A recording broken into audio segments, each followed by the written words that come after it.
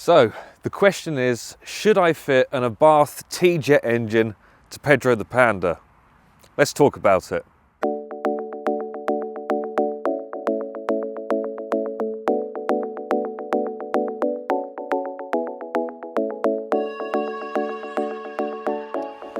First of all, I should probably talk about the current engine setup I've got in the car, which is a 1.4 litre 100 horsepower engine from the Panda 100 horsepower. I've got the engine from that car, as well as the dashboard wiring loom and the body control module. So essentially all of the system that runs the engine and tells the information to the car is from a Panda 100 horsepower. And after my recent road trip to Andorra, I noticed there were a few occasions where I really could have done with a bit more power, such as on the really steep inclines on some of the trails we did in the Ardèche. Anytime we're on a motorway, any kind of incline, I really could have done with a bit more power.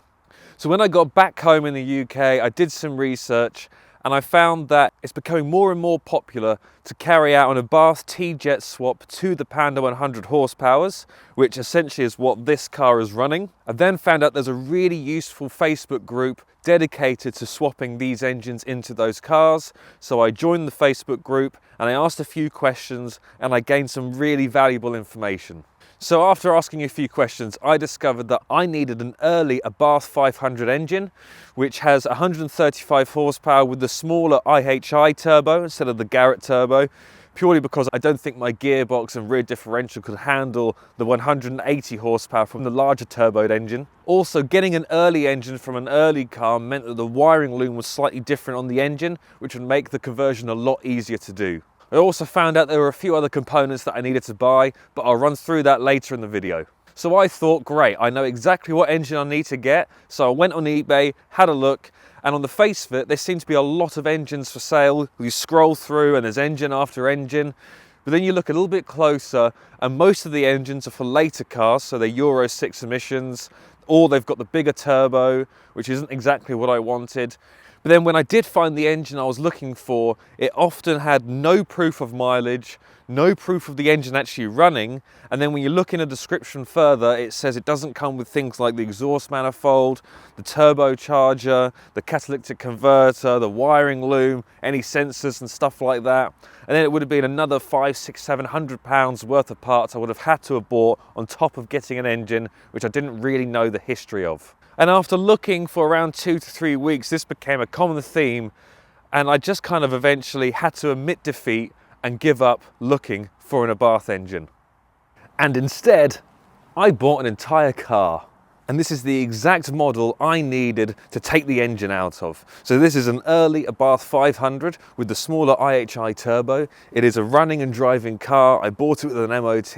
It's only done 86,000 miles. And at the time, it was the cheapest one in the country. I got it for £1,999 and 5 pence. And that's because I found 95p in the cup holder. And it's a complete running and driving car. So I have the wiring loom, I have the turbo, I have the cat, I have all of the sensors I need, I have some of the boost pipes that I need, and I know for a fact the engine is running and it's going well. So I'd secured an engine, and the plan was I was going to drive around in this car for maybe 2 or 3 months, make sure the engine was all okay, and then whip it out, get it all prepped, and put it in Pedro the Panda. But then 4 days before I was planning to take the engine out, something happened. This is a cam belt. More specifically, it's the cam belt from this car. Yeah, that's not good.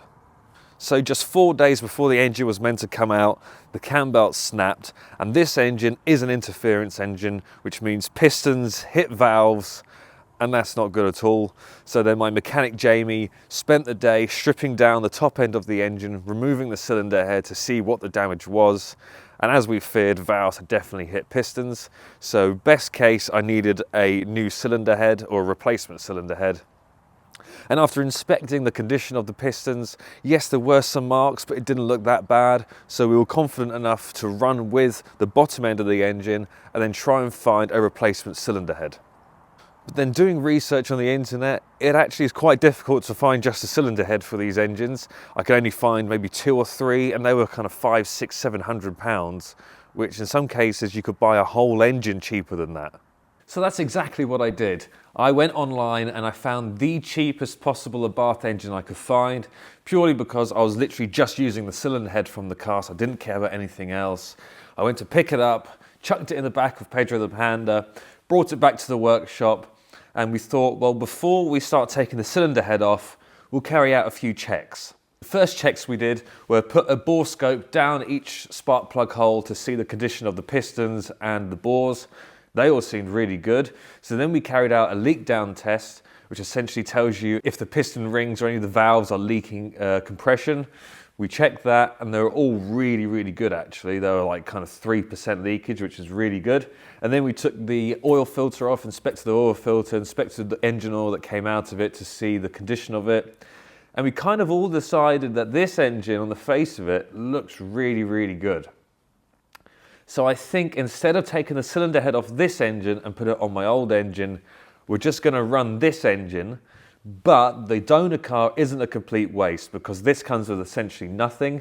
So I still need from the donor car inlet manifold, exhaust manifold, turbo, downpipe, the cat, the wiring loom, some of the boost pipes, some of the boost sensors, the battery tray, the fuel pump, the fuel lines. There's a lot I need from that donor car, which is probably going to save me about £600, £700, £800 worth of parts. So that donor car wasn't a complete loss, but it did hurt when I snapped the cam belt just 4 days before I was planning to take the engine out. So I also mentioned that on the Facebook group that is dedicated to fitting these engines to the Panda 100 horsepowers, they said there were a few other components that I needed to make this work. And one of them was this. This is an ECU from a Fiat Bravo T-Jet Sport. Now basically someone has figured out that the Fiat Bravo T-Jet runs the same engine as the Abarth 500, which is this engine here, but also the side of the ECU that sends information to the body control module has the ability to communicate with the Panda as well as the Bravo, which means by fitting this, I'll be able to run the engine off of this ECU and it will communicate to the Panda without having any issues. And because this is from the Fiat Bravo T-Jet Sport, that means the map on this ECU is running 150 horsepower instead of the 135, which means I'll get a small little boost of power. But to go with this, you also need something else, and it is this. This is called the Pandapter. Fantastic name, that. And basically what this does is, it's a wiring harness adapter to allow the Abarth wiring loom to plug into one side, and it changes the plug so it suits the Bravo ECU. It also connects to a couple of sensors in the engine bay to stop any kind of anomalies happening. And then this, coupled with that, will make this engine run in the Panda.